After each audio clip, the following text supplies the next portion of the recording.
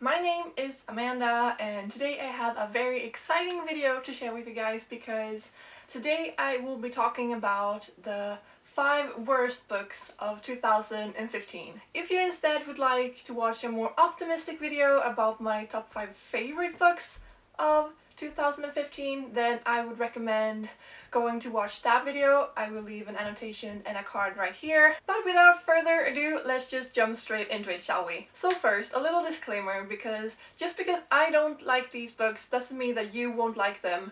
I mean, none of them were 1-star books, so they weren't that bad, but I just didn't enjoy them as much and was mostly disappointed in very many of them, so that's why they end up on this list. But the beauty of books is that what you take from it is so dependent on what you bring with you into it, so it's so individual who likes what book, so you might enjoy these a lot, but I didn't. So on number 5 I have Shatter Me by Tahara Mafi, and I liked this book, kind of. I mean, I think that the writing is a bit over the top, to be honest, and I think the story isn't that great. Some of the writing is just so stunning and beautiful, but I don't like Juliet as a character, and none of the characters actually interest me that much, so unfortunately this book ends up on my list. But it is a YA dystopian and it's widely loved over the booktube community, and this is not a bad book by any means. It's typical YA and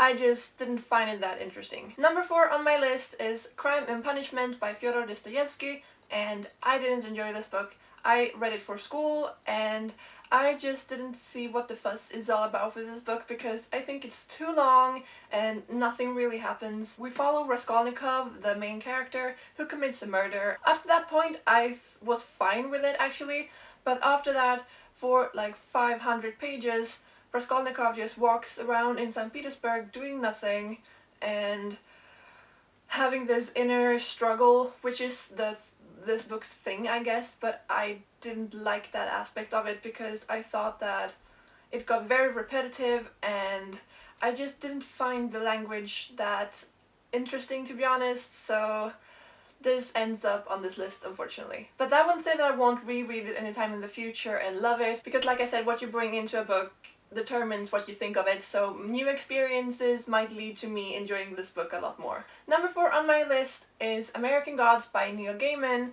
and I had the same issue with this book because it's way too long and nothing really happens. I wasn't very intrigued by any of the characters and the plot didn't really matter to me, if that makes sense. I've had this problem with a lot of Neil Gaiman's books, unfortunately, but I do like The Ocean at the End of the Lane the best so far.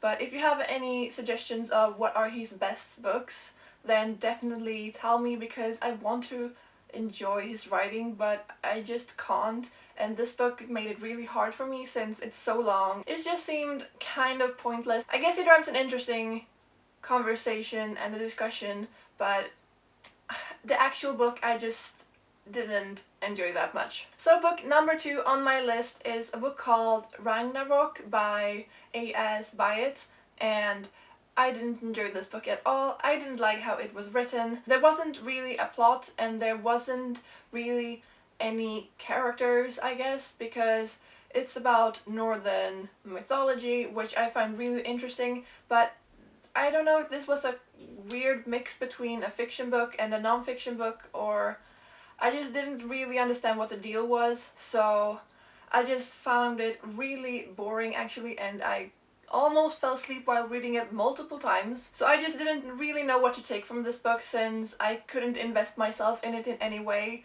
so that's why it's on this list. So the number 1 book on this list that I didn't enjoy at all is The Tin Drum by Günter Grass, and this is another classic that I read for school and I hated it. I'm so sorry, but I know this is a great novel of the 20th century and I just don't see it that much actually, because it follows Oscar, the main character, who becomes a person of restricted growth when he decides to stop growing on his 7th birthday, and we follow him throughout his life during the Second World War in Germany, and it is so boring. I didn't like Oscar as a main character, which I think is the point actually, but the distance between me and him just didn't do this book any favors, and I actually fell asleep while reading it and I couldn't finish it. I had to listen to it on audiobook because I just couldn't get through it. The writing is so dense and some of the chapters are really stunning. There is one particular chapter that I enjoy a lot, and also the Onion chapter. If anyone have read this book, they will know what that's about.